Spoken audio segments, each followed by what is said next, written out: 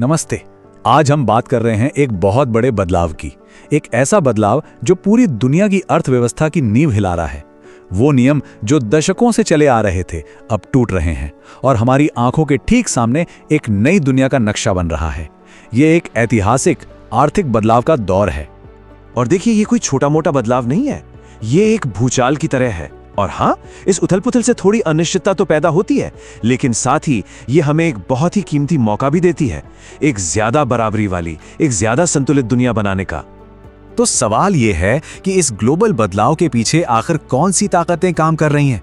चलिए उन 5 बड़ी डिसरप्टिव फोर्सेस को समझते हैं जो इस पुरानी व्यवस्था को जड़ से हिला रही हैं और इस पूरे बदलाव को रफ्तार दे रही हैं। तो ये हैं वो 5 ताकतें जो पूरा खेल बदल रही हैं।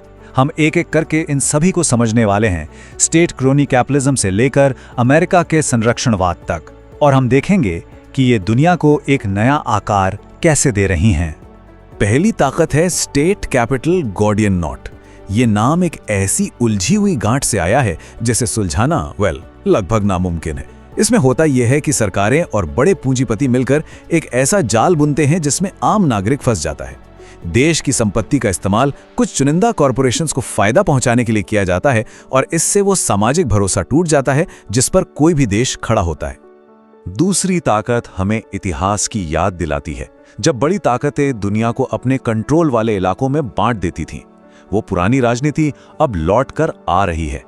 आज हम देख रहे हैं कि कैसे अमेरिका अपनी सप्लाई चेन और अपने हितों की रक्षा के लिए अपने सहयोगी देशों पर दबाव बना रहा है, जिससे दुनिया में नए तनाव पैदा हो रहे हैं। तीसरी ताकत हमारी सदी की सबसे बड़ी क्रांति से जुड़ी है, डिजिटल दुनिया। लेकिन ये अपने साथ एक नए तरह का उपनिवेशवाद भी ला रही है। बड़ी बड़ी टेक कंपनियां हर लेवल से मुनाफा खींच रही हैं। स्विफ्ट जैसे पेमेंट सिस्टम को अब एक जियोपॉलिटिकल हथियार की तरह इस्तेमाल किया जा रहा है और देशों की अपनी डिजिटल करेंसी भी उनकी आर्थिक आज़ादी के लिए एक नया खतरा बन रही हैं। चौथी ताकत है विकास के लिए दी जाने वाली मदद से हाथ खींचना, और ये आंकड़ा वाकई दिल दहलाने वाला है। G7 देशों ने विकास सहायता में $44 बिलियन की कटौती की है। इसका मतलब क्या है? इसका सीधा मतलब है कि 2026 तक लगभग 60 लाख और अफ्रीकी लोग भयंकर गरीबी में जीने को मजबूर हो सकते हैं। ये सिर्फ एक नंबर नहीं, एक गहरा मानवीय संकट है। और अब 5वीं और आखिरी ताकत, अमेरिकी संरक्षणवाद। अमेरिका ने 70 से ज्यादा देशों पर टैरिफ और 30 से ज्यादा पर प्रतिबंध लगाकर दुनिया को एक साफ संदेश दिया है। लेकिन अब दुनिया भी इसका जवाब दे रही है। ग्लोबल साउथ के देश अब चुप नहीं बैठ रहे हैं। वो डॉलर पर अपनी निर्भरता कम कर रहे हैं, अपना प्रोडक्शन अपने देश में वापस ला रहे हैं और नए व्यापारिक गठबंधन बना रहे हैं। ये एक तरह से एक नई आर्थिक आजादी की शुरुआत है। तो ये 5 ताकतें मिलकर पुरानी दुनिया को बिखेर रही हैं। लेकिन जैसा कहते हैं ना, हर तबाही अपने साथ कुछ नया बनाने का मौका भी लाती है। तो अब सवाल ये उठता है कि ये पुराना सिस्टम आखिर टूट क्यों रहा है और इसका टूटना इतना जरूरी क्यों था? देखिए, जो पुरानी नियम किताब थी, जिसे हम नव उदारवादी वैश्वीकरण या नियोलिबरल ग्लोबलाइजेशन कहते हैं, वो एक बहुत ही सिंपल लेकिन क्रूर फॉर्मूले पर चलती थी। कुछ लोगों के लिए ज्यादा से ज्यादा पैसा इकट्ठा करो, भले ही इसके लिए सस्ते मजदूरों का शोषण करना पड़े या पर्यावरण की कुर्बानी देनी पड़े। नतीजा क्या हुआ? दुनिया की सारी दौलत और ताकत ग्लोबल नॉर्थ के कुछ देशों और कंपनियों के हाथों में सिमट कर रह गई। और इस सिस्टम की नाकामी का सबसे बड़ा सबूत ये आंकड़ा है। जरा सोचिए, 2022 में भी दुनिया की करीब आधी आबादी हर दिन $7 से भी कम में गुजारा कर रही थी। ये सिर्फ एक आंकड़ा नहीं है, ये एक ऐसी सच्चाई है जो हमें बताती है कि पुराना सिस्टम कितने बड़े पैमाने पर फेल हुआ है। और जब समाज में इतनी ज्यादा असमानता पैदा होती है तो ये लोकतंत्र के लिए जहर बन जाती है। लोगों का सिस्टम से भरोसा उठ जाता है और इसी टूटे हुए भरोसे का फायदा उठाते हैं लोक लुभावन और निरंकुश नेता, जो लोगों से झूठे वादे करके लोकतांत्रिक संस्थाओं को ही कमजोर कर देते हैं। तो आज हम एक चौराहे पर खड़े हैं, खासकर भारत और ग्लोबल साउथ के देश। एक रास्ता हमें उसी टूटी फूटी अन्याय से भरी व्यवस्था की ओर वापस ले जाता है और दूसरा रास्ता एक नए आर्थिक सौदे की तरफ जाता है। एक ऐसा सौदा जो कुछ लोगों के लिए नहीं बल्कि सबके लिए काम करे। और चुनाव अब हमें ही करना है। तो चलिए अब आखिरी हिस्से में चलते हैं और देखते हैं कि ये नया रास्ता आखिर कैसा देख सकता है और एक ज्यादा निष्पक्ष, नियमों पर आधारित ग्लोबल इकोनॉमिक सिस्टम बनाने के लिए क्या ठोस कदम उठाए जा सकते हैं। तो ये नया रास्ता कैसा दिखेगा? अंतर्राष्ट्रीय स्तर पर इसके 4 मुख्य स्तंभ हैं। पहला, वर्ल्ड बैंक और IMF जैसे वित्तीय संस्थानों में सुधार करना ताकि ग्लोबल साउथ की आवाज को भी सुना जाए।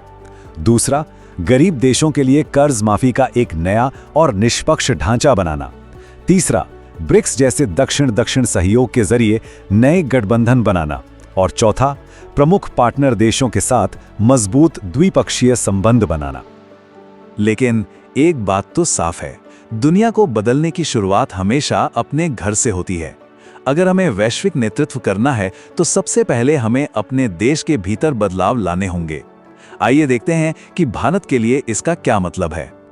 अपने देश के स्तर पर यह एक बड़े नीतिगत बदलाव का सुझाव है। ऊर्जा, डेटा, स्वास्थ्य और शिक्षा जैसे जो स्ट्रेटेजिकली जरूरी क्षेत्र हैं, उन्हें सिर्फ बाजार के भरोसे नहीं छोड़ा जा सकता। यहां पर सरकार को एक कमांडिंग भूमिका निभानी होगी।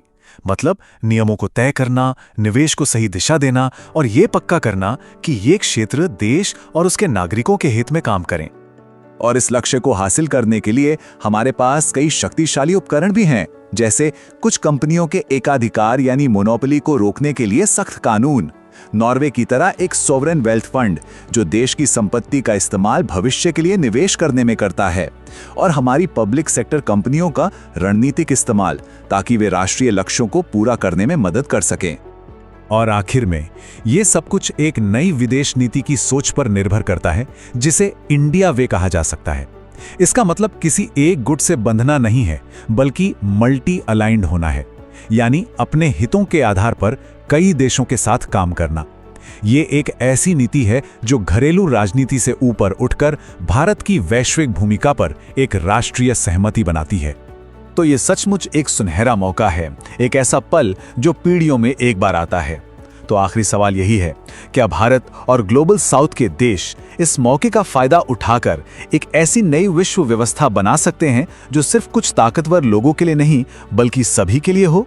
इस सवाल का जवाब ही हमारी आने वाली दुनिया की कहानी लिखेगा।